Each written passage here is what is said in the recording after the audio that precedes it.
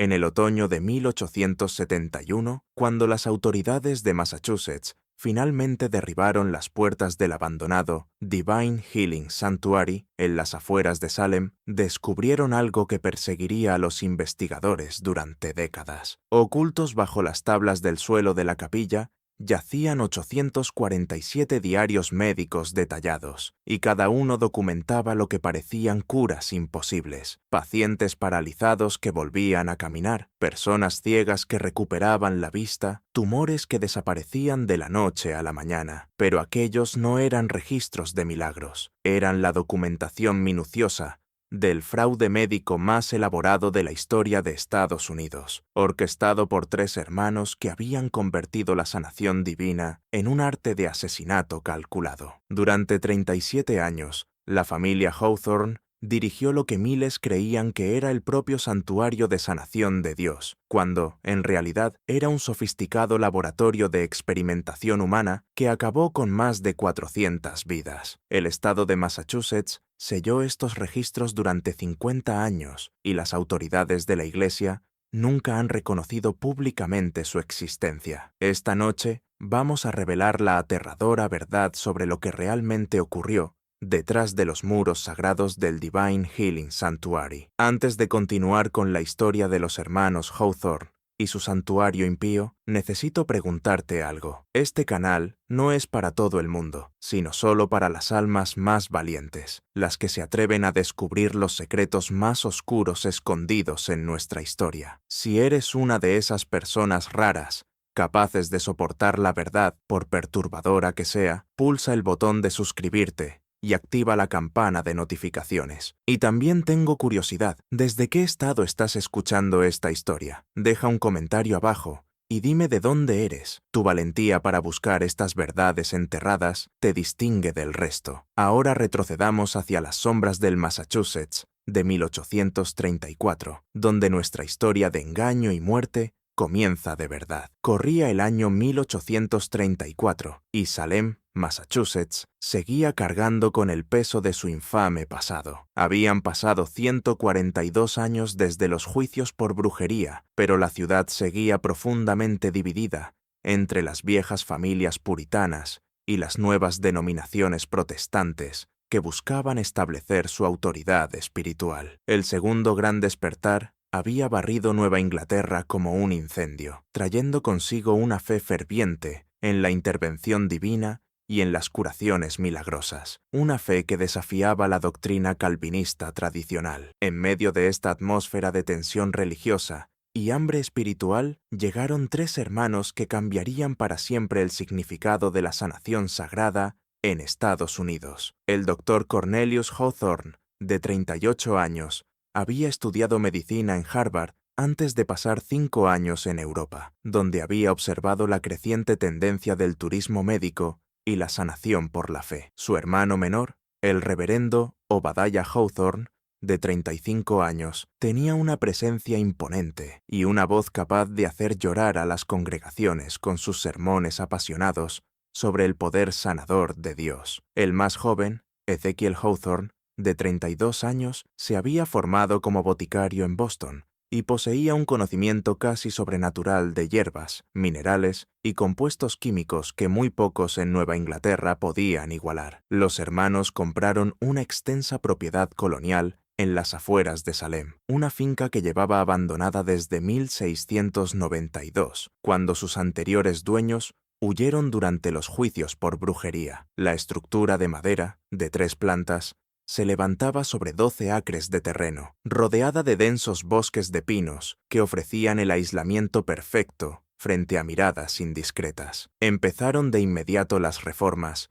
y transformaron la casa principal en lo que llamaron el Divine Healing Sanctuary, con capilla, habitaciones para pacientes y lo que decían a los visitantes que era una cámara de oración y meditación en el sótano. Lo que los hermanos no anunciaban era el sofisticado laboratorio que construyeron bajo la capilla, accesible solo a través de una entrada oculta detrás del altar. Allí, Ezequiel levantó lo que acabaría convirtiéndose en la operación química más avanzada de Massachusetts, equipada con aparatos de destilación de vidrio importados de Alemania, cientos de recipientes de cerámica con polvos y líquidos y detallados mapas anatómicos que trazaban el sistema nervioso humano con una precisión inquietante. Los hermanos Hawthorne entendían algo que otros curanderos de su época pasaban por alto por completo: el poder de la precisión. Mientras los predicadores itinerantes afirmaban tener poderes generales de sanación, los Hawthorne se especializaron en lo que llamaban curas milagrosas para lo incurable. Se centraron en 3 afecciones concretas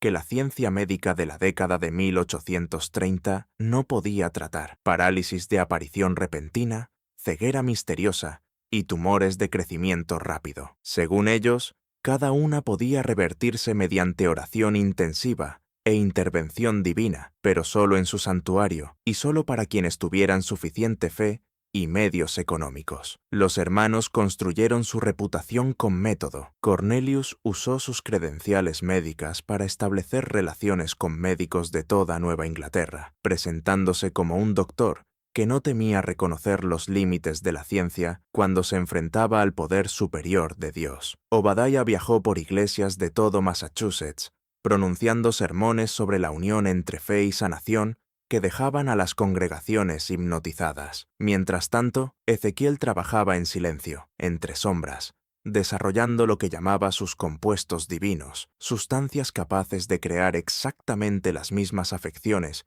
que sus hermanos decían curar. Para la primavera de 1835, el Divine Healing Sanctuary ya había recibido a sus primeros pacientes, y la noticia de las extraordinarias capacidades de los hermanos Hawthorne empezó a extenderse por toda Nueva Inglaterra. Lo que ninguno de sus pacientes comprendía era que estaban entrando en el fraude médico más sofisticado de la historia de Estados Unidos, uno que se alimentaría de la desesperación humana y de la fe durante más de 3 décadas. Los hermanos habían aprendido una lección crucial al observar a otros sanadores fraudulentos: la importancia de la documentación. Cada paciente que entraba en su santuario era fotografiado antes y después del tratamiento, y sus afecciones quedaban registradas con meticuloso detalle en diarios encuadernados en cuero que Cornelius mantenía con precisión científica. Según ellos, esos registros eran prueba de la obra de Dios a través de su ministerio. En realidad,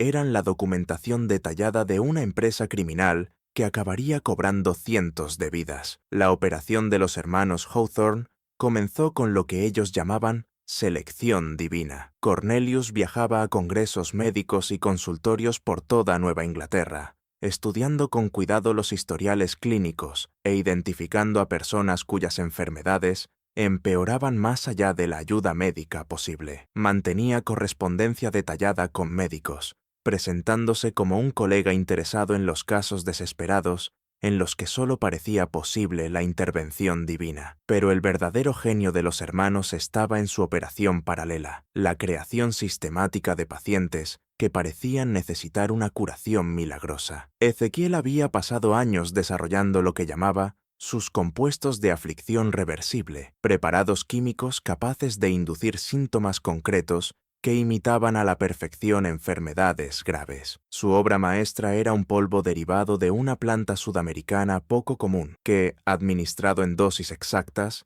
podía causar una parálisis temporal que duraba entre 2 semanas y 3 meses, según la concentración. El método de los hermanos era diabólicamente simple. Identificaban a personas sanas de familias adineradas, muchas veces apuntando a quienes viajaban solos o visitaban Salem por negocios. Mediante encuentros aparentemente casuales, cuidadosamente organizados, invitaban a esas personas a recorrer su santuario, donde Ezequiel les servía té mezclado con sus compuestos. En cuestión de días, las víctimas empezaban a sufrir síntomas: pérdida gradual de sensibilidad en las extremidades, problemas de visión misteriosos o la aparición de lo que parecían tumores de rápido crecimiento, que en realidad eran formaciones de cera inyectadas bajo la piel mientras las víctimas estaban inconscientes. Cuando esos pacientes fabricados empezaban a mostrar síntomas, los hermanos descubrían sus afecciones durante conversaciones rutinarias, expresaban una profunda preocupación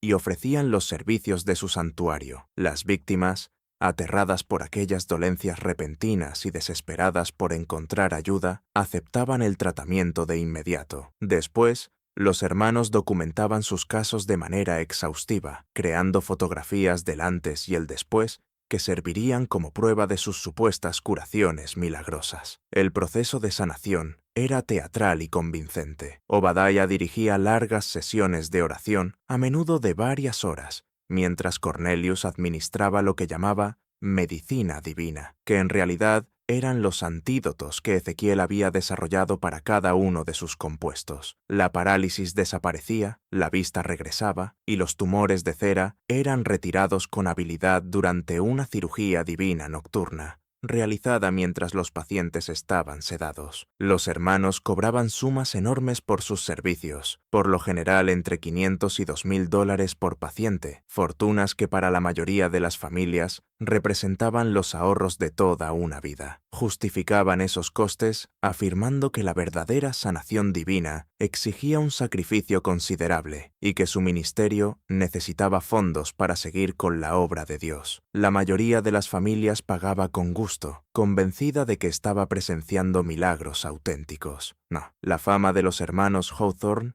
se extendió por toda Nueva Inglaterra y más allá. Para 1837, recibían cartas de familias de toda América, rogándoles ayuda para parientes realmente enfermos. Los hermanos se encontraron entonces ante un problema. Habían construido su reputación sobre una tasa de curación del 100%, pero ahora les pedían tratar a pacientes con enfermedades reales e incurables. Su solución fue tan fría como lógica. Cuando llegaban pacientes con afecciones médicas verdaderas, parálisis causadas por derrames, tumores reales o ceguera hereditaria, los hermanos celebraban sus ceremonias habituales. Pero, en lugar de administrar compuestos curativos, Ezequiel preparaba lo que llamaba medicina de transición divina, dosis calculadas con cuidado de morfina y otras sustancias que hacían que los pacientes murieran en paz mientras dormían. Después, los hermanos explicaban a las familias en duelo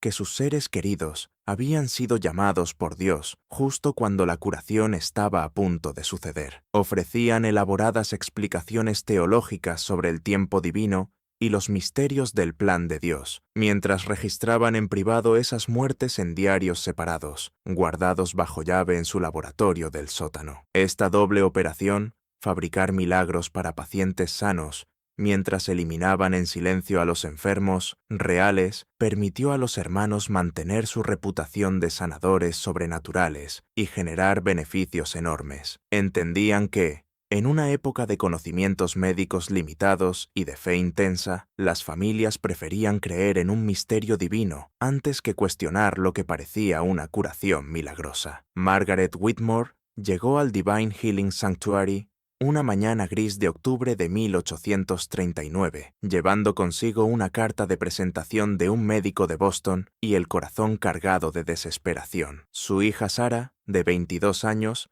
había empezado a sufrir síntomas extraños 3 semanas antes: mareos repentinos, pérdida gradual de visión en el ojo izquierdo y una debilidad creciente en las manos que volvía imposibles las tareas más sencillas. Margaret había gastado toda la herencia de su difunto marido buscando tratamiento para Sarah en Boston, Nueva York y Filadelfia, pero ningún médico podía explicar la enfermedad de su hija. Cuando el doctor Cornelius Hawthorne se puso en contacto con ella a través de su médico de familia, asegurando que había tratado con éxito casos idénticos mediante intervención divina, Margaret lo vio como una respuesta a sus oraciones. Los hermanos Hawthorne recibieron a Margaret y a Sarah con la calidez y la autoridad que habían construido su reputación. Cornelius examinó a Sarah con profesionalidad ensayada, haciendo preguntas detalladas sobre sus síntomas, mientras tomaba notas con cuidado. Obadiah oró sobre la joven con intensa pasión, declarando que podía sentir la energía de la sanación divina alrededor de su caso. Mientras tanto, Ezequiel preparó lo que llamaba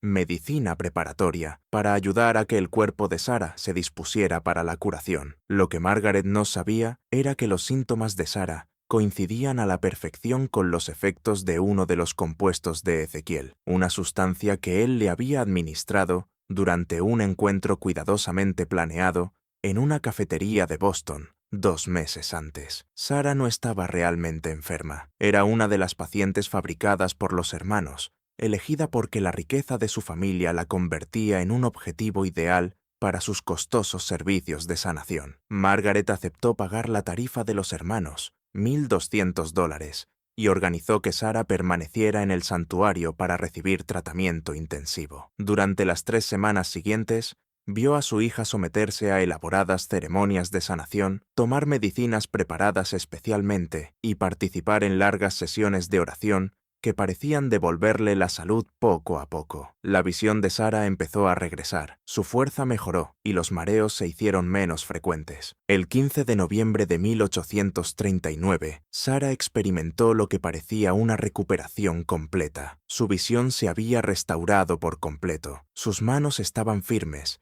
y se sentía más fuerte de lo que había estado en meses. Margaret lloró de alegría, alabando a Dios por el milagro que había presenciado. Los hermanos fotografiaron a Sarah antes y después del tratamiento, añadiendo su caso a su creciente colección de curaciones documentadas. Pero la gratitud de Margaret se convirtió en sospecha cuando descubrió algo que la perseguiría el resto de su vida. Mientras guardaba las pertenencias de Sarah para marcharse, derribó accidentalmente una pequeña caja de madera en la habitación de su hija. La caja se abrió y dejó al descubierto una colección de frascos de vidrio marrón, cada uno marcado con símbolos extraños y lleno de polvos y líquidos de distintos colores. Margaret había trabajado como maestra antes de casarse y siempre había sentido curiosidad por los temas científicos. Copió con cuidado los símbolos de los frascos en una hoja de papel, pensando en preguntarle por ellos a un farmacéutico al volver a Boston. Pero cuando mostró aquellos símbolos al señor Henley, el boticario que llevaba años suministrando medicinas a su familia, el rostro del hombre se quedó pálido. «Señora Whitmore», susurró,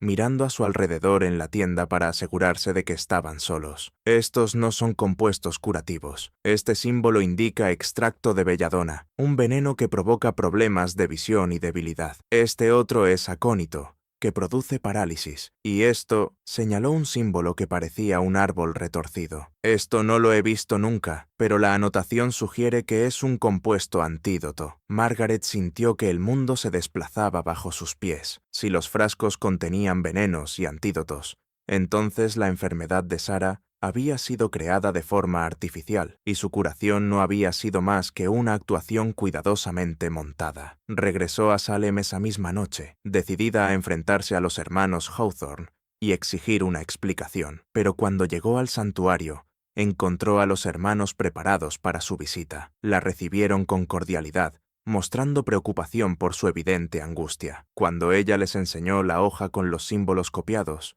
Cornelius la examinó con aparente desconcierto. «Señora Whitmore», dijo con suavidad, «me temo que alguien le ha gastado una broma cruel. Estos símbolos proceden de un antiguo texto alquímico, supersticiones medievales, que no tienen nada que ver con la medicina moderna ni con la sanación divina. Tal vez alguien colocó esos frascos en la habitación de Sarah para poner a prueba su fe o sembrar dudas sobre el milagro que usted presenció». Obadiah asintió con gravedad. «Satanás ataca a menudo a quienes han sido testigos del poder de Dios, señora Whitmore. Busca sembrar dudas sobre la sanación divina mediante el engaño y la confusión. No debe permitir que estos frascos misteriosos reduzcan la realidad de la curación de su hija». Margaret quería creerles, pero algo en su manera de actuar, una tensión sutil, una elección de palabras demasiado cuidadosa, la hizo desconfiar cada vez más. Decidió investigar más a fondo, empezando por otras familias que afirmaban haber vivido milagros en el santuario. La investigación de Margaret la llevó hasta la familia Petton, de Concord, cuyo hijo supuestamente se había curado de una parálisis repentina 6 meses antes. Cuando habló con la señora Petton, descubrió similitudes inquietantes entre ambos casos. Igual que Sarah, el joven Thomas Petton había desarrollado sus síntomas poco a poco tras un encuentro casual con un desconocido en un lugar público. Igual que Sarah, su estado había seguido un patrón concreto: debilidad, luego parálisis parcial y después recuperación gradual durante el tratamiento en el santuario. Pero la señora Petton le reveló algo que heló la sangre de Margaret. Durante el tratamiento de Thomas, había notado que Ezekiel Hawthorne Parecía saber exactamente qué medicinas preparar y cuándo administrarlas, como si siguiera un calendario predeterminado, en vez de reaccionar al estado de su hijo. Cuando se lo comentó a Cornelius, él le explicó que la sanación divina a menudo seguía el tiempo perfecto de Dios, pero aquella respuesta no la convenció. Margaret continuó su investigación y localizó a 12 familias que habían llevado pacientes al santuario durante los 4 años anteriores. En todos los casos encontró el mismo patrón: aparición repentina de síntomas tras encuentros casuales con desconocidos, deterioro gradual y después recuperación total durante el tratamiento con los hermanos Hawthorne. Los síntomas siempre eran los mismos: parálisis, problemas de visión o tumores misteriosos que aparecían y desaparecían sin explicación. Pero Margaret también descubrió algo más, algo que la llenó de horror. 3 familias le hablaron de pacientes que habían muerto durante el tratamiento en el santuario, personas realmente enfermas que habían acudido buscando cura para afecciones reales. En cada caso, los hermanos habían explicado que los pacientes habían sido llamados por Dios justo cuando la curación estaba a punto de producirse. Las familias habían aceptado esas explicaciones, encontrando consuelo en la idea de que sus seres queridos habían sido recibidos en el cielo. Margaret comprendió entonces que los hermanos Hawthorne estaban llevando a cabo 2 planes distintos al mismo tiempo. Creaban enfermedades artificiales en pacientes sanos y luego cobraban sumas enormes por curarlos, mientras eliminaban de forma sistemática a los pacientes realmente enfermos para mantener su reputación de sanadores infalibles. El alcance de su engaño era enorme y el coste humano empezaba a quedar claro. Decidió regresar al santuario una última vez, no como la madre agradecida de una paciente, sino como una investigadora decidida a sacar la verdad a la luz. Llegó en una noche nevada de diciembre y les dijo a los hermanos que quería hacer una donación importante a su ministerio en agradecimiento por la curación de Sarah. Ellos la recibieron con calidez e incluso la invitaron a quedarse a cenar y recorrer sus instalaciones. Durante la comida, Margaret fue llevando la conversación con cuidado hacia sus métodos de curación, haciendo preguntas detalladas sobre su porcentaje de éxito y sobre los tipos de enfermedades que trataban. Los hermanos hablaron con seguridad de su tasa de éxito del 100%, explicando que solo aceptaban a los pacientes que Dios había elegido para ser curados. Cuando Margaret preguntó por los pacientes que habían muerto durante el tratamiento, ellos explicaron que esas personas habían sido llamadas al hogar una vez que su curación se había completado, pero en un sentido espiritual y no físico. Después de la cena, Obadiah le ofreció a Margaret mostrarle su capilla privada, donde llevaban a cabo sus ceremonias de curación más intensas. Mientras caminaban por el santuario, Margaret notó detalles que no había visto en sus visitas anteriores: las paredes inusualmente gruesas, el aislamiento del sonido que parecía diseñado para impedir que el ruido pasara de una habitación a otra, y la colocación cuidadosa de los muebles, que podía ocultar puertas o pasadizos secretos. Cuando llegaron a la capilla, Margaret se disculpó diciendo que necesitaba usar el servicio, pero en vez de salir del edificio, se escondió detrás de un gran armario de madera cerca del altar. Esperó hasta oír que los hermanos se retiraban a sus aposentos privados, y entonces empezó a explorar la capilla con más detenimiento. Su insistencia tuvo recompensa cuando descubrió una tabla suelta detrás del altar. Al levantarla, encontró una escalera estrecha que descendía hacia la oscuridad. A pesar del miedo, Margaret bajó a lo que más tarde describiría como la visión más horrorosa de su vida: un laboratorio completamente equipado, con cientos de recipientes de vidrio, detallados mapas anatómicos y filas de diarios encuadernados en cuero, llenos de la meticulosa documentación de los crímenes de los hermanos. El laboratorio del sótano, bajo el Divine Healing Sanctuary, era una prueba del método con el que los hermanos Hawthorne dirigían su empresa criminal. Margaret se encontró en un espacio excavado en los cimientos y ampliado hasta ocupar casi toda la superficie del edificio de arriba. Las paredes estaban cubiertas de sólidas estanterías de madera que sostenían cientos de recipientes de vidrio, cada uno cuidadosamente marcado con símbolos que correspondían a distintos compuestos y a sus efectos. A lo largo de una de las paredes, Margaret descubrió el equipo químico de Ezequiel, una disposición sofisticada de tubos de vidrio, recipientes calentados y aparatos de destilación que habría impresionado a cualquier laboratorio universitario. Las mesas estaban cubiertas de balanzas, instrumentos de medición y cuadernos llenos de cálculos precisos y fórmulas químicas. El aire estaba cargado con una extraña mezcla de olores, aromas dulces y florales, mezclados con olores medicinales amargos que le hacían llorar los ojos a Margaret. Pero fue la documentación lo que de verdad reveló el alcance de la operación de los hermanos. Margaret se encontró frente a estantes llenos de diarios encuadernados en cuero, cada uno organizado con cuidado por año y por tipo de paciente. Los diarios estaban divididos en dos categorías distintas: curaciones divinas y transiciones divinas. La primera categoría contenía registros detallados de pacientes que habían sido afectados de forma artificial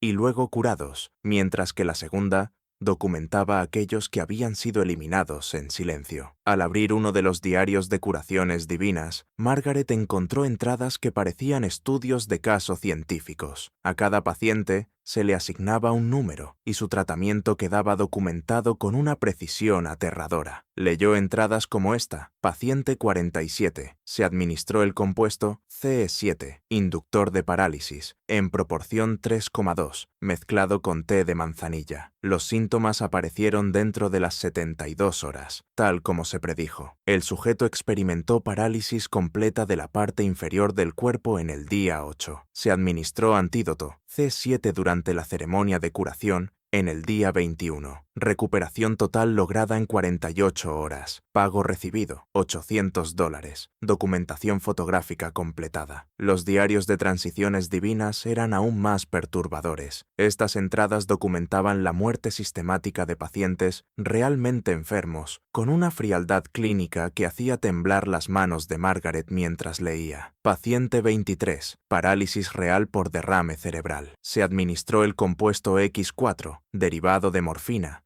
durante la sesión de oración nocturna. El sujeto expiró en paz a las 11:30 de la noche. Se informó a la familia sobre el llamado divino. Pago recibido, $1,500. Cuerpo preparado para el entierro con compuestos estándar de preparación para evitar cualquier detección. Margaret descubrió que los hermanos habían estado perfeccionando sus métodos durante años, desarrollando compuestos cada vez más sofisticados que podían imitar prácticamente cualquier enfermedad. Los cuadernos de Ezequiel contenían investigaciones detalladas sobre el sistema nervioso humano, la circulación y los efectos de distintos compuestos vegetales y minerales sobre diferentes órganos. En esencia, había creado un catálogo de enfermedades artificiales y sus curas correspondientes. En un rincón del laboratorio, Margaret encontró lo que parecía ser una pequeña zona quirúrgica, completa con una mesa, instrumentos y recipientes, con lo que parecían suministros médicos. Se dio cuenta de que ese era el lugar donde los hermanos realizaban su cirugía divina para extraer los tumores de cera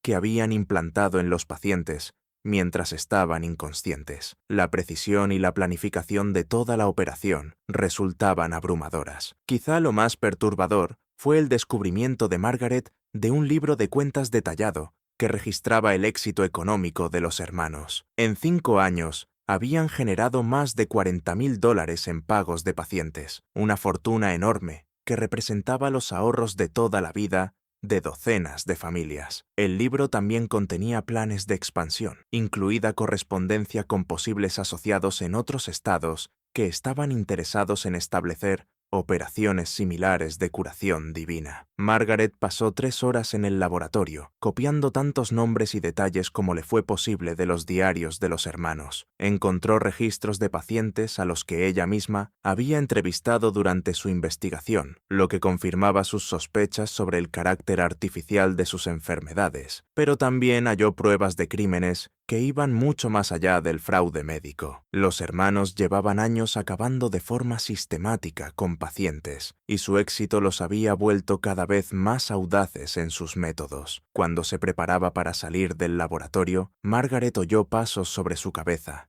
En la capilla, los hermanos habían descubierto su ausencia y la estaban buscando. Volvió a colocar rápidamente los diarios y subió la escalera, pero al llegar arriba se encontró cara a cara con Cornelius Hawthorne, que sostenía una linterna y llevaba en el rostro una expresión de furia helada. «Señora Whitmore», dijo en voz baja, «me temo que ha visto cosas que no estaban destinadas a sus ojos. El enfrentamiento entre Margaret Whitmore y los hermanos Hawthorne en la capilla iluminada por velas sería descrito más tarde en documentos judiciales como el momento en que años de engaño, cuidadosamente construido, chocaron contra una determinación inquebrantable por la verdad. Cornelius estaba bloqueando la entrada oculta al laboratorio, con su maletín médico en una mano y una linterna en la otra, mientras Obadiah y Ezequiel salían de las sombras cerca del altar. «Señora Whitmore», dijo Obadiah, con la misma voz autoritaria que usaba durante las ceremonias de curación. «Ha entrado en zonas de nuestro santuario que están reservadas para la oración privada y la meditación. Me temo que puede haber entendido mal lo que ha visto». Margaret, todavía aferrando los papeles donde había copiado información de los diarios de los hermanos, se enfrentó a los tres hombres con una valentía que la sorprendió incluso a ella misma. «Entiendo perfectamente lo que he visto», respondió, con la voz firme a pesar del miedo. «He visto los registros de sus crímenes, los venenos que han usado para crear enfermedades artificiales, los antídotos que han administrado como falsas curas y la documentación de las muertes que han cometido». Los hermanos intercambiaron miradas y Margaret vio que algo cambiaba en su actitud. Las máscaras de autoridad religiosa y compasión médica se vinieron abajo, dejando al descubierto el cálculo frío que había impulsado su operación durante años. «Está hablando de cosas que no podría entender», dijo Cornelius, dando un paso hacia ella. «El trabajo que hacemos aquí representa la forma más alta de curación. Damos esperanza a la gente, fortalecemos su fe y les proporcionamos experiencias que transforman sus vidas. Los métodos que usamos no importan en comparación con los beneficios espirituales que ofrecemos». «¿Beneficios espirituales?». La voz de Margaret se alzó, a pesar de su intento por mantenerse calmada. «Han estado envenenando a personas sanas y acabando con enfermos. Han robado fortunas a familias desesperadas y han construido su reputación sobre un fraude sistemático y muertes planificadas». Ezequiel, que había permanecido en silencio hasta entonces, habló con una voz apenas por encima de un susurro. «Señora Whitmore, tiene dos opciones. Puede dejar este santuario esta noche y no volver a hablar nunca de lo que cree haber visto, o puede unirse a los pacientes que han sido llamados al hogar por Dios durante su proceso de curación». La amenaza era clara, pero Margaret se había preparado para ese momento. Durante su investigación, había escrito cartas detalladas a las autoridades de Boston, describiendo sus sospechas y las pruebas que había reunido. Había dejado esas cartas con su abogado, con instrucciones de entregarlas al fiscal general de Massachusetts si ella no regresaba de Salem en una fecha determinada. «Me temo que ya es demasiado tarde para amenazas», les dijo a los hermanos. «Ya he documentado todo lo que he descubierto sobre su operación. Si me pasa algo, las autoridades sabrán exactamente dónde mirar y qué investigar». Los hermanos comprendieron que se enfrentaban a una situación que nunca habían vivido antes. Una testigo que no solo había descubierto sus métodos, sino que también se había preparado para la posibilidad de represalias. Por primera vez en sus carreras criminales, estaban tratando con alguien que había sido metódica al reunir pruebas y al protegerse. Cornelius tomó una decisión que, al final, sellaría su destino. En lugar de intentar hacerle daño a Margaret, eligió hacer un último intento de engaño. «Señora Whitmore», dijo, con una voz ahora cargada de súplica, «veo que usted es una mujer inteligente y compasiva. ¿Y si le dijera que nuestro trabajo, por poco convencional que parezca, ha llevado consuelo a cientos de familias? ¿Y si le explicara que,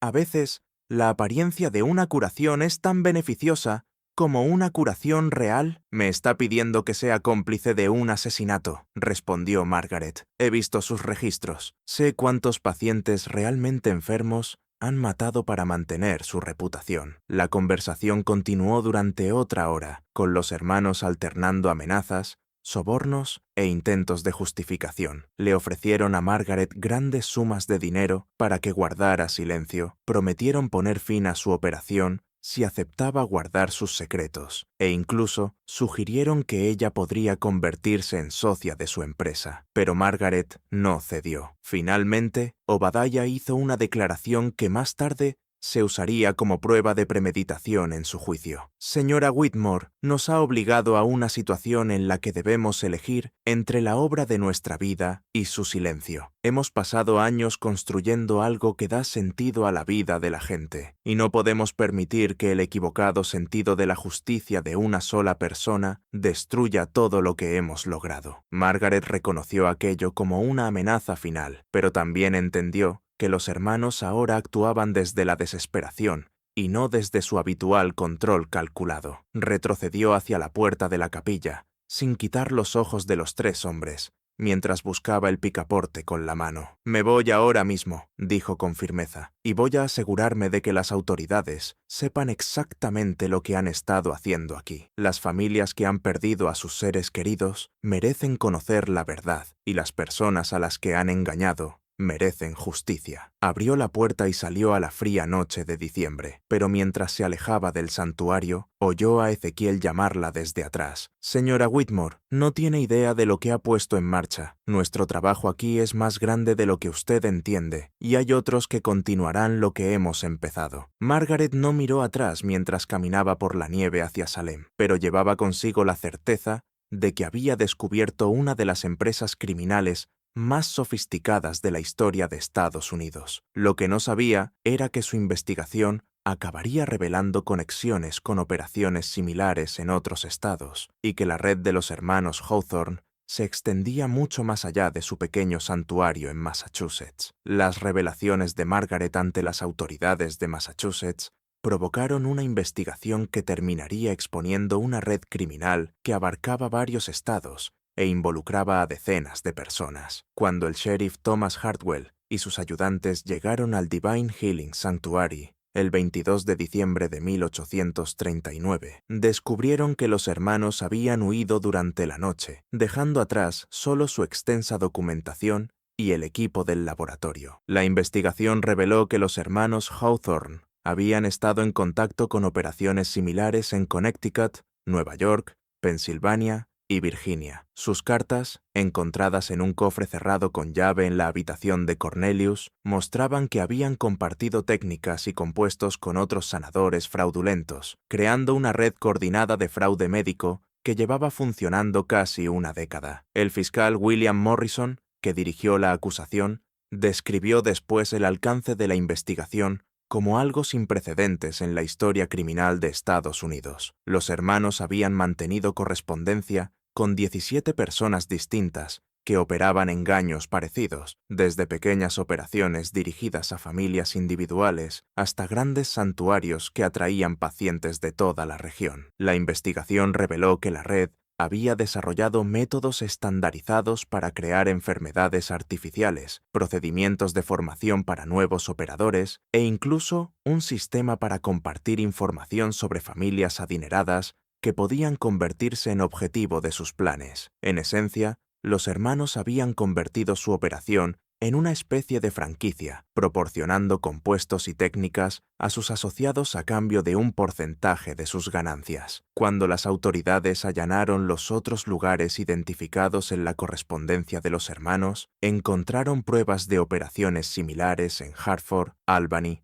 Filadelfia y Richmond. Las redadas coordinadas, realizadas al mismo tiempo el 15 de enero de 1840, dieron como resultado el arresto de 14 personas y la recuperación de una extensa documentación que reveló el verdadero alcance de la red. Las pruebas mostraron que la red había sido responsable de la muerte de más de 400 pacientes realmente enfermos en 5 estados, al tiempo que había despojado a miles de familias de los ahorros de toda su vida. Los planes de enfermedades artificiales habían generado más de $200,000 en pagos fraudulentos, convirtiéndose en una de las empresas criminales de mayor éxito económico en la historia de Estados Unidos hasta ese momento. Pero la investigación también reveló algo que horrorizó incluso a agentes de la ley con mucha experiencia. Los hermanos habían estado llevando a cabo lo que llamaban Investigación de compuestos, usando sujetos involuntarios. Su laboratorio contenía documentación detallada de experimentos realizados con pacientes a los que se les administraban combinaciones cada vez más peligrosas de sustancias químicas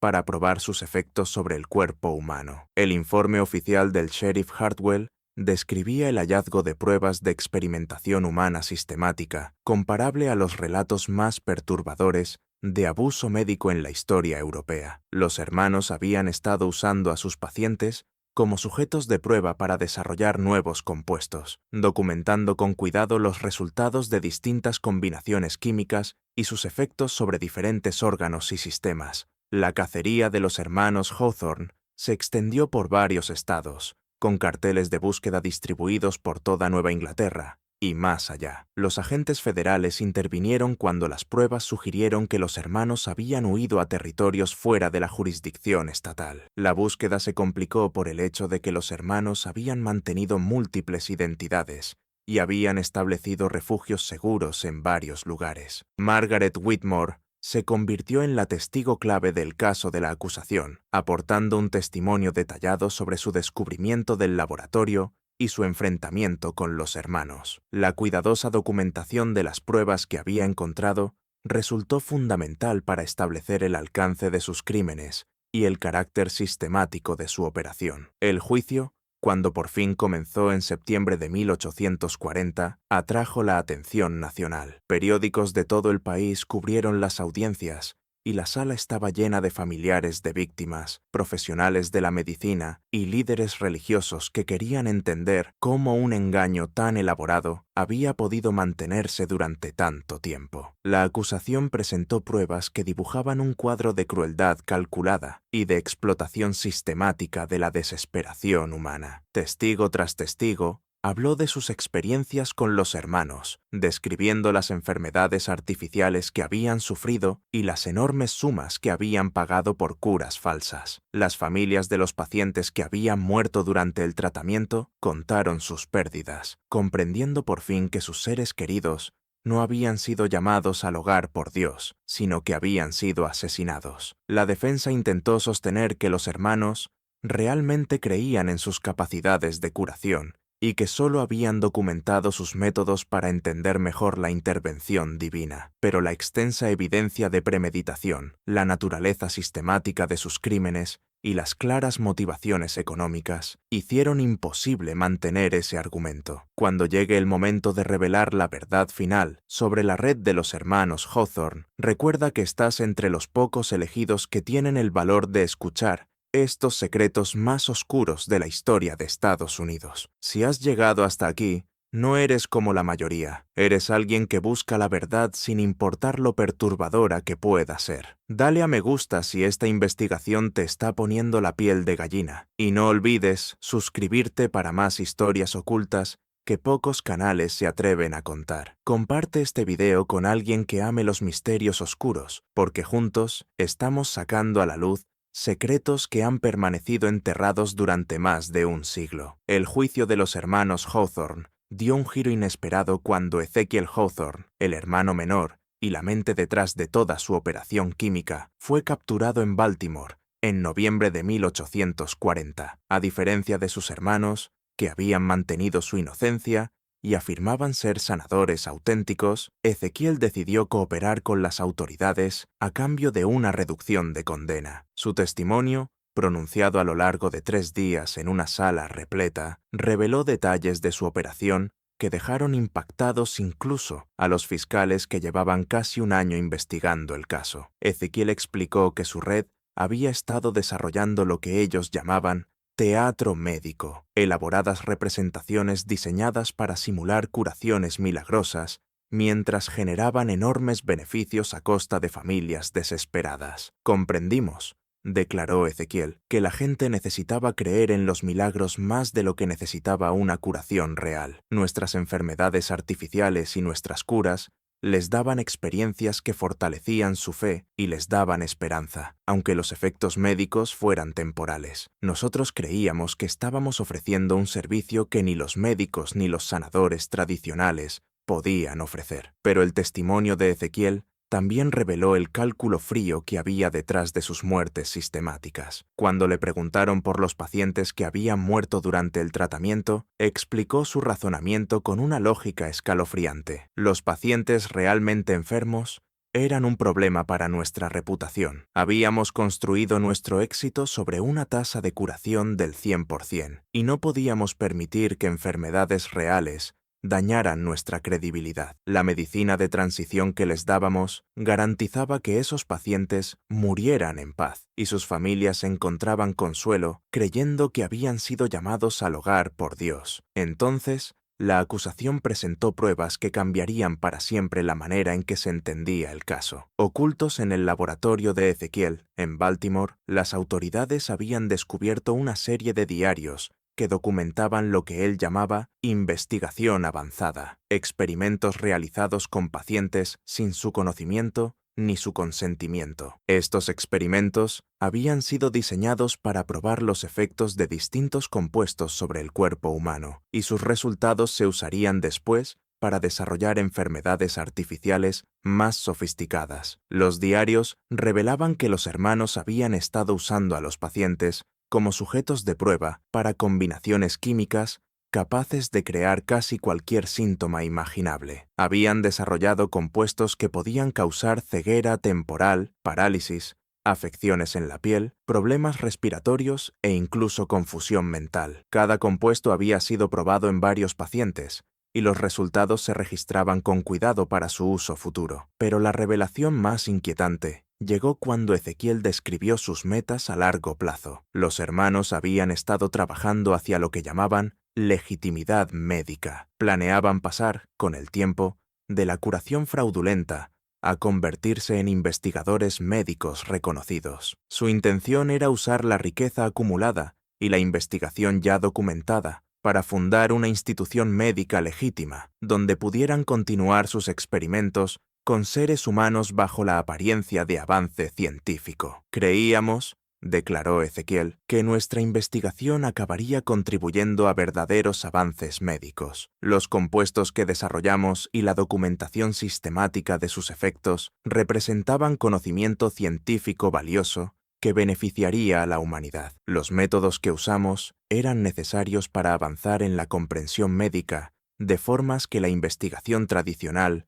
nunca podría lograr. El último testigo de la acusación fue el Dr. Henry Patterson, un médico de la Escuela de Medicina de Harvard, a quien se le había pedido revisar los documentos de investigación de los hermanos. Su testimonio aportó el contexto científico que ayudó al jurado a entender la verdadera naturaleza de sus crímenes. Lo que crearon los hermanos Hawthorne, explicó el Dr. Patterson, no fue investigación médica, sino experimentación humana sistemática, realizada sin consentimiento y diseñada principalmente para obtener ganancias económicas. Sus compuestos no eran tratamientos, sino armas usadas para crear sufrimiento artificial con fines de lucro. Su documentación, aunque detallada desde el punto de vista científico, representa evidencia de crueldad calculada y no de avance médico. El jurado deliberó solo 6 horas antes de emitir veredictos de culpabilidad en todos los cargos. Los hermanos fueron condenados a muerte por asesinato, y el juez declaró que sus crímenes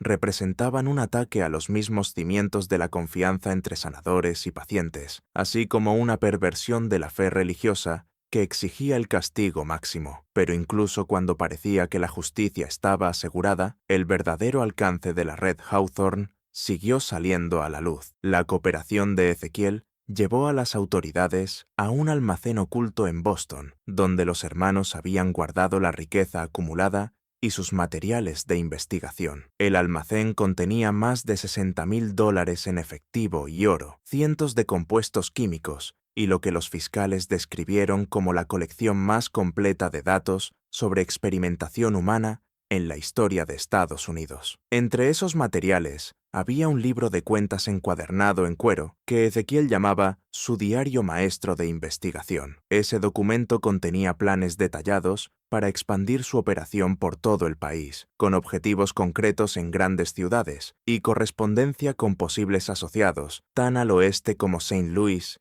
y tan al sur como New Orleans. Los hermanos habían imaginado una red de santuarios fraudulentos de curación que abarcaría todo el país. El libro también revelaba que habían estado desarrollando lo que llamaban compuestos avanzados, preparados químicos capaces de crear síntomas indistinguibles de enfermedades graves como la tisis, las afecciones del corazón e incluso ciertas formas de locura. Planeaban ir más allá de sus objetivos habituales de parálisis, ceguera y tumores, hasta abarcar prácticamente cualquier gran enfermedad conocida por la medicina del siglo XIX. Quizá lo más escalofriante fue el descubrimiento de lo que Ezequiel llamaba sus protocolos de eliminación, procedimientos detallados para acabar con pacientes de maneras que parecieran naturales y pudieran atribuirse a sus enfermedades ya existentes.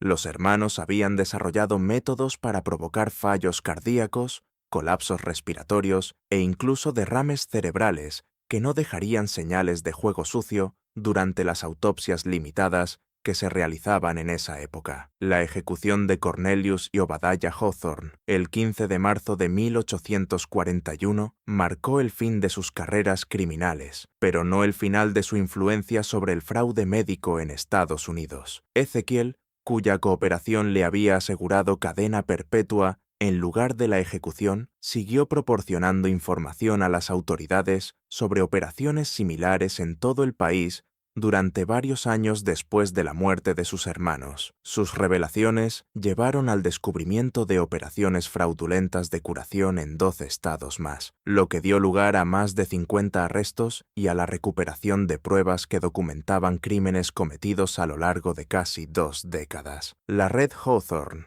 como llegaron a llamarla los investigadores, era mucho más extensa de lo que cualquiera había imaginado al principio. La investigación reveló que los hermanos habían estado formando a sus asociados en sus métodos desde 1836, proporcionándoles manuales detallados y suministros iniciales de compuestos a personas que querían montar sus propias operaciones fraudulentas de curación. Estos asociados trabajaban de manera independiente mientras compartían información y técnicas con la red central, creando una trama criminal que se extendía desde Maine hasta Georgia. Uno de los hallazgos más perturbadores fue una serie de cartas entre Ezequiel y un médico de Charleston, en South Carolina, en las que discutían la posibilidad de usar sus compuestos para crear enfermedades artificiales en esclavos, que luego pudieran curarse con fines propagandísticos. Las cartas sugerían que algunos dueños de esclavos habían considerado usar demostraciones fraudulentas de curación para apoyar afirmaciones sobre los supuestos efectos beneficiosos de la esclavitud sobre la salud de los afroamericanos. La respuesta de la comunidad médica a las revelaciones del caso Hawthorne fue rápida y contundente. Las escuelas de medicina empezaron a exigir cursos para identificar tratamientos fraudulentos y las asociaciones médicas profesionales crearon comités para investigar afirmaciones sospechosas de curación. El caso se convirtió en un punto de inflexión en la práctica médica en Estados Unidos, llevando a una mayor regulación y supervisión de los métodos alternativos de curación. Las comunidades religiosas también quedaron profundamente afectadas por el escándalo. Muchas denominaciones emitieron declaraciones oficiales para distanciarse de las prácticas de sanación por la fe y establecieron criterios para evaluar las supuestas curaciones milagrosas. El caso Hawthorne se convirtió en una advertencia sobre los peligros de mezclar la fe religiosa con el tratamiento médico y marcó durante décadas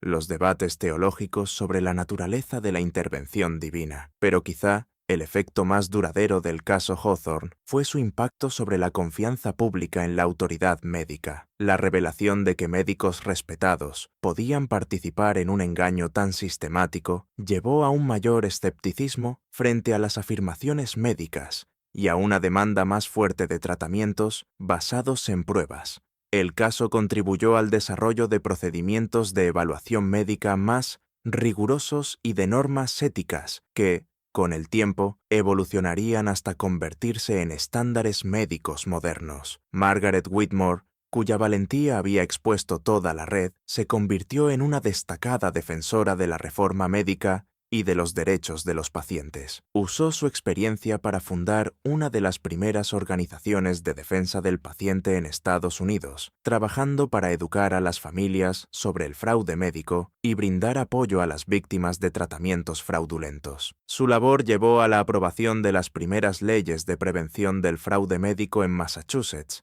en 1845, leyes que exigían a los sanadores demostrar su formación y prohibían administrar sustancias no reveladas a los pacientes. Estas leyes se convirtieron en modelo para una legislación similar en otros estados y ayudaron a establecer el marco legal de la regulación médica moderna. En 1871, 30 años después de la ejecución de los hermanos Hawthorne, las autoridades recibieron una carta inesperada desde la prisión estatal de Massachusetts. Ezekiel Hawthorne, que ahora tenía 69 años y estaba muriendo de tisis, pidió una última reunión con los investigadores para revelar lo que llamaba la verdad completa sobre su operación. Ese encuentro, celebrado en la enfermería de la prisión en una fría mañana de febrero, aportaría las últimas piezas de un rompecabezas que había perseguido a los investigadores durante 3 décadas. Ezekiel, con la voz debilitada por la enfermedad, pero con la mente aún aguda, comenzó con una confesión que dejó atónitos incluso a los investigadores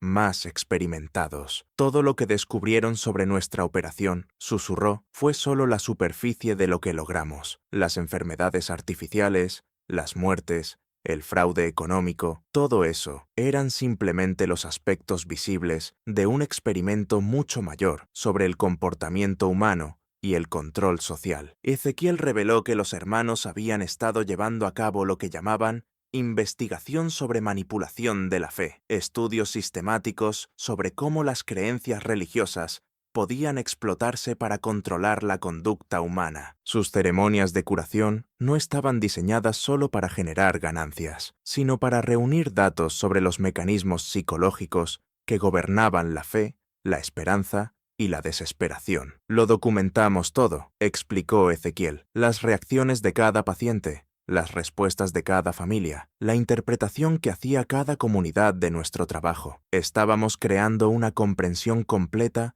de cómo responden los seres humanos a la promesa de una intervención milagrosa. Nuestros diarios contenían mucho más que datos médicos. Eran perfiles psicológicos detallados de la vulnerabilidad humana. Las implicaciones de esta revelación eran enormes. En esencia, los hermanos habían estado llevando a cabo uno de los primeros estudios sistemáticos sobre manipulación psicológica en la historia de Estados Unidos, usando a sus pacientes como sujetos involuntarios en experimentos diseñados para entender los límites de la credulidad humana y el poder de la falsa esperanza. Ezekiel también reveló que su red había estado compartiendo esos datos psicológicos con asociados que los usaban para fines que iban más allá del fraude médico. Algunos de esos asociados eran políticos interesados en entender cómo manipular la opinión pública, mientras que otros eran empresarios que buscaban desarrollar técnicas más eficaces de publicidad y ventas. Demostramos, dijo Ezekiel, con una voz apenas audible, que los seres humanos creerán casi cualquier cosa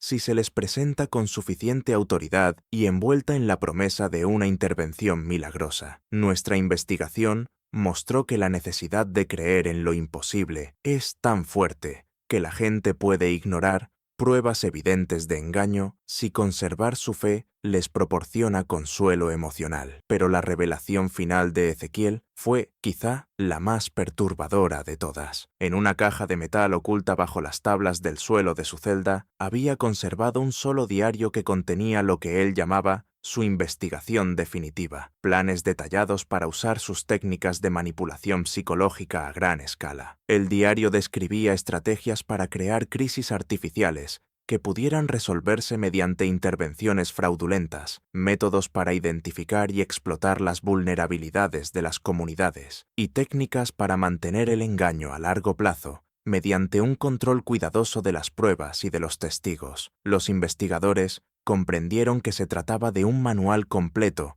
para la manipulación social a gran escala, disfrazado de investigación científica. Nuestro trabajo en el santuario, concluyó Ezekiel, nunca fue realmente sobre curación, ni siquiera sobre dinero. Se trataba de demostrar que la sociedad humana está construida sobre bases que pueden ser socavadas de forma sistemática por quienes entienden los mecanismos de la fe y del miedo. Demostramos que incluso las confianzas más sagradas entre sanadores y pacientes, entre líderes religiosos y congregaciones, pueden ser explotadas por personas con suficiente conocimiento y determinación. Ezekiel Hawthorne murió 3 días después de esta confesión final, llevándose con él los detalles completos de técnicas de manipulación psicológica que no serían estudiadas de manera formal por investigadores legítimos hasta un siglo después. Su diario fue sellado por orden judicial y permaneció clasificado hasta 1971, cuando finalmente fue entregado a investigadores académicos que estudiaban la historia del fraude médico. El Divine Healing Sanctuary permaneció abandonado durante más de 30 años después del arresto de los hermanos Hawthorne. Los vecinos del lugar hablaban de sonidos extraños y luces inexplicables dentro del edificio, lo que dio pie a rumores de que el sitio estaba embrujado por los espíritus de las víctimas de los hermanos. En realidad, es probable que esos fenómenos fueran causados por los residuos químicos del laboratorio de Ezequiel, que seguían emitiendo vapores y provocando reacciones extrañas en los materiales del edificio. En 1872, el edificio fue demolido por fin por orden del Ayuntamiento de Salem, pero los trabajadores descubrieron algo que había pasado desapercibido durante la investigación original. Debajo del laboratorio, Ezequiel había construido una cámara adicional que contenía sus materiales de investigación más sensibles. Esa habitación oculta guardaba documentación detallada de experimentos que hacían que incluso los horrores ya conocidos de su operación parecieran menores en comparación. La cámara final contenía pruebas de que los hermanos habían estado probando sus compuestos en niños, usando a las familias de los pacientes como cómplices involuntarios en experimentos diseñados para entender cómo las enfermedades artificiales afectaban a mentes y cuerpos en desarrollo. La documentación mostraba que habían creado compuestos específicos pensados para causar retrasos temporales en el desarrollo, cambios de conducta y dificultades de aprendizaje en pacientes jóvenes. Estas revelaciones finales nunca se hicieron públicas, ya que las autoridades decidieron que la información era demasiado perturbadora para ser difundida y que podría causar un trauma adicional a los familiares sobrevivientes. Los documentos fueron sellados de manera permanente, con acceso restringido a investigadores que estudiaban la prevención del abuso médico. Hoy, el lugar donde se encontraba el Divine Healing Sanctuary está ocupado por un pequeño parque dedicado a la memoria de las víctimas de los hermanos. Un sencillo monumento de granito enumera los nombres de las 400 víctimas confirmadas, junto con una inscripción que dice: en memoria de quienes sufrieron y murieron buscando curación y esperanza. Que su tragedia sirva como advertencia sobre los peligros de las falsas promesas y sobre la importancia de cuestionar a quienes afirman tener poderes milagrosos. Margaret Whitmore vivió hasta los 87 años y pasó sus últimas décadas trabajando para prevenir el fraude médico y apoyar a las víctimas de prácticas engañosas de curación. Su autobiografía, publicada en 1885, se convirtió en uno de los primeros relatos detallados sobre una investigación de fraude médico e influyó en el desarrollo de leyes de protección al consumidor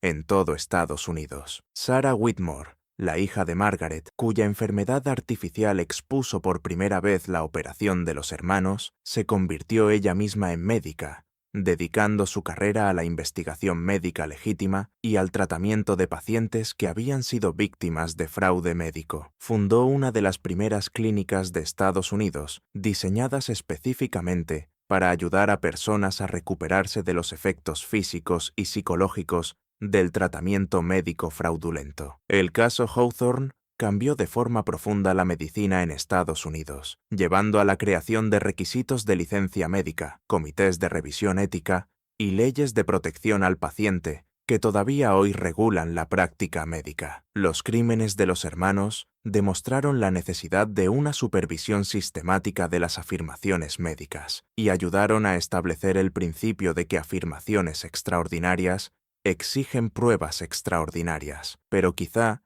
El legado más importante del caso Hawthorne es la demostración del valor necesario para enfrentarse a figuras de autoridad respetadas cuando abusan de la confianza depositada en ellas. La disposición de Margaret Whitmore a investigar circunstancias sospechosas y a enfrentarse a criminales peligrosos demostró que los ciudadanos comunes tienen el poder de exponer incluso los engaños más sofisticados cuando combinan determinación con una investigación cuidadosa. La historia completa de los crímenes de los hermanos Hawthorne nos recuerda que el mal suele disfrazarse de virtud, que quienes se aprovechan de la vulnerabilidad humana suelen presentarse como ayudantes y sanadores, y que los engaños más peligrosos son aquellos que explotan nuestras necesidades más profundas de esperanza, curación y fe. En una época en la que la desinformación médica y las falsas promesas de curación siguen aprovechándose de poblaciones vulnerables, el caso Hawthorne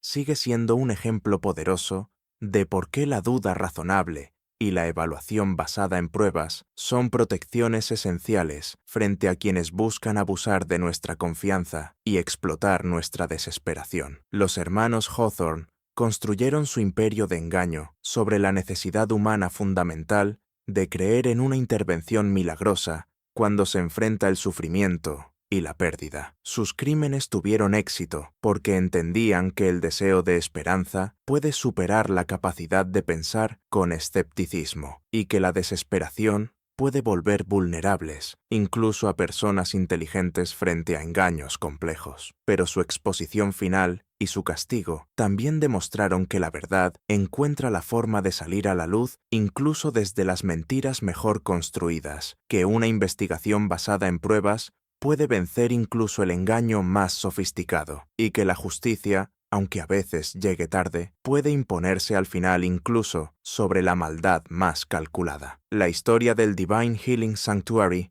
nos muestra que detrás de toda afirmación de milagro hay o bien fenómenos reales capaces de resistir una investigación rigurosa, o bien un engaño cuidadosamente construido que se derrumba cuando se enfrenta a una indagación decidida. Los hermanos Hawthorne eligieron el engaño, y esa elección terminó llevándolos a su destrucción y a la salvación de incontables víctimas futuras. ¿Qué piensas de esta aterradora historia de engaño médico y muerte sistemática? La historia de los hermanos Hawthorne nos muestra lo fácilmente que puede explotarse la confianza y lo peligrosa que puede volverse la falsa esperanza cuando es fabricada por quienes obtienen beneficios de la desesperación humana. ¿Alguna vez te has encontrado con situaciones en las que las afirmaciones médicas o de curación parecían demasiado buenas para ser verdad? Comparte tu opinión en los comentarios de abajo. Me encantaría escuchar a nuestra comunidad de buscadores de la verdad. Si esta investigación te resultó tan inquietante como a mí, no olvides suscribirte y activar la campana de notificaciones para que no te pierdas nuestras exploraciones de los secretos más oscuros de Estados Unidos. Recuerda, solo entendiendo estos horrores del pasado, podemos protegernos de engaños parecidos en el presente. Hasta la próxima. Sigue cuestionando, sigue investigando y nunca dejes de buscar la verdad, por perturbadora que pueda ser. Gracias por mirar.